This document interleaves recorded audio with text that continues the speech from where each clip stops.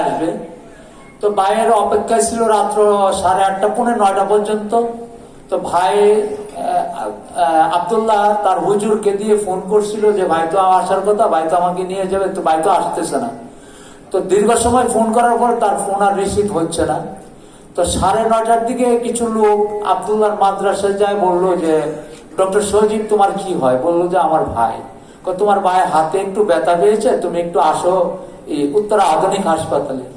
তো উত্তরা আধুনিক হাসপাতালে আসছে আমার মেয়ে সুমায়া সরকার স্বর্ণা আর ছোট ছেলে আব্দুল্লাহ। তো আব্দুল্লাহ এসা তো খোঁজাখুঁজি করতেছে যে ডাক্তার সজীব কোথায়। তো ডাক্তার সজীব যে হাতে গুল্লি খেয়েছে, কিন্তু ডাক্তার সজীবকে দীর্ঘ সময় খুঁজছিল কিন্তু পাচ্ছিল না। তো একজন ভদ্রলোক এসে বলল আব্দুল্লাহকে যে তোমরা কি খুঁজছো? বললো যে আমার ভাই ডক্টর সজীব সরকার, উনি নাকি হাতে গুলি লাগছে, তো ওনাকে খুঁজতেছি। তারপর উনি বললো যে তুমি আমার সাথে আসো। একটা রুমের ভিতরে নিয়ে গেল, বললো যে দেখো তো ডাক্তার সজীব এখানে আছে কিনা। তো কাপড়টা যখন তার মুখ থেকে উল্টাচ্ছে, তখন দেখলো যে ডাক্তার সজীবের ডেড বডি এখানে পড়ে আছে। তো আব্দুল্লাহ এখানে পড়ে গেছে, আব্দুল্লাহ পড়ে গেছে, আমার মেয়ে সুমায়া সরকার স্বর্ণাও পড়ে গেছে। কিন্তু তার আর কোনো সেন্স ছিল না। আব্দুল্লাহকে দীর্ঘক্ষণ চিকিৎসা দিয়েছিল ওই মেডিকেল হাসপাতালে। দেওয়ার পরে আব্দুল্লাহকে শান্ত করছে, শান্ত করার পরে আব্দুল্লাহ ডক্টর সজীব সরকারের লাশ নিয়ে গেল 7 নম্বর সেক্টরে।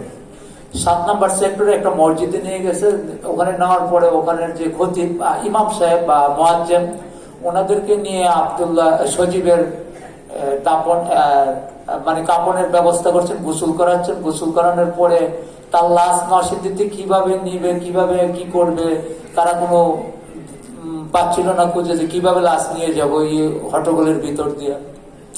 তো এখানে কিছু ছাত্র জনতা তার লাশ একটা অ্যাম্বুলেন্সে করে নরসিংদীর বাড়িতে নিয়ে গেছেন। নরসিংদী আমার বাসা হলো জেলখানার মোড়, নরসিংদী জেলখানার মোড়ে। তো এখানে নিয়ে যাওয়ার পরে আমরা বললাম যে তার লাশের দাপন কাপনের তো ব্যবস্থা করতে হবে। কেউ তার লাশটা ধরতে আসতে চাচ্ছিল না ওই মুহূর্তে। তো আমরা এমন একটা অবস্থাতে পড়ছিলাম, আমাদেরকে খুব চাপের ভিতরে, অন্তত আমাকে খুব চাপের ভিতরে রাখছিল যে তার লাশ তাড়াতাড়ি দাপন করার জন্য। কিন্তু আসলে আমি কথাও বলতে পারছিলাম না, আমার কি অবস্থা ছিল আমি তো আপনাদেরকে আসলে ব্যাখ্যা দিতে পারছি না। তো আমাকে বারবারই একটা কয়েকটা নাম্বার থেকে ফোন আসছিল, কথা বলবি না, দ্রুত দাপনের ব্যবস্থা কর।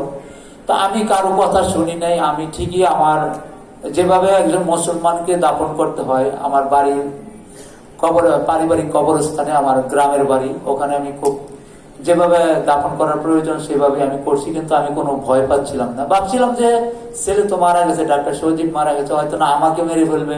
তা আমাকে মেরে ফেললে তো আর পৃথিবীতে কিছু থাকবে না, তো আমার আর ভয়ের কি আছে? আমি আর কোনো ভয় করিনি। আমি ঠিকই লাশ দাপন টাপন করছি। যাই হোক, আমি আরেকটু কিছু কথা বলতে চাচ্ছি।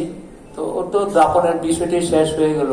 কিন্তু ডাক্তার সজীবকে আমি ক্লাস 5 থেকে উত্তরা মাইলস্টোন কলেজের স্কুলে তাকে ভর্তি করছি। আমি একটা ছোট চাকরি করি টঙ্গীতে। তো তাকে উত্তরা নিয়ে থাকতাম একটা বাসায়।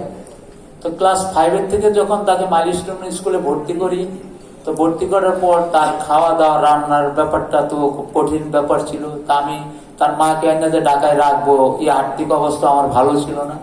তা আমি তাকে অফিস থেকে আসা, প্রতিদিনই অফিস থেকে আসা রান্না করতাম, রান্না করে খাওয়াইতাম। তারপরে সে এভাবেই বড় হচ্ছিল। ক্লাস 8 পাস করলো, মেট্রিক পাস করলো। মেট্রিক পাস করার পরে সে বললো যে বাবা আমি ডাক্তারি পড়বো। আমি বললাম যে বাবা তুমি ডাক্তারি পড়বো, এত টাকা আমি পাবো কোথায়? তো যাই হোক, আত্মীয় স্বজনের কাছ থেকে ধার দেনা করে ছেলেকে আপনার তাইরুন্নেসা মেমোরিয়াল মেডিকেল কলেজে ভর্তি করলাম। এখানে অনেক টাকা গেছে। তো সে বিষয়গুলো হয়তো আপনারা জানেন যে একটা প্রাইভেট মেডিকেল কলেজ থেকে পড়তে হলে একটা ছেলের জন্য কত টাকার প্রয়োজন, সেগুলো আসলে আমি ব্যাখ্যা দিতে পারছি না। তো আমি অনেক কষ্ট করে আমার এই ছেলেকে মানুষ করছিলাম।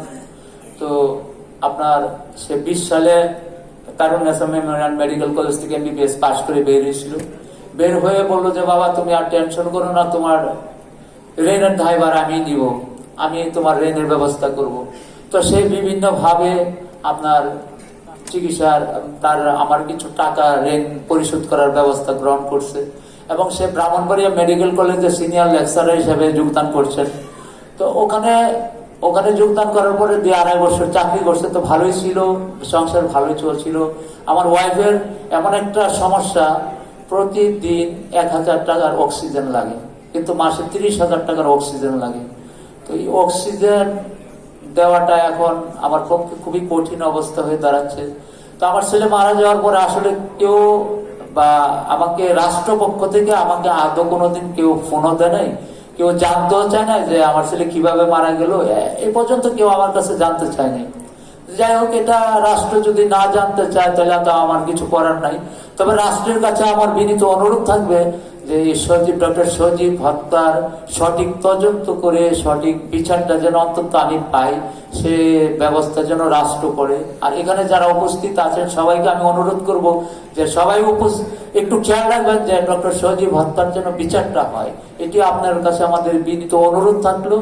বা আমি আসলে আর কিছু এখন তো বলতে পারছি না, আমি আমার কোনো ভাষাও আসতেছে না বলার জন্য।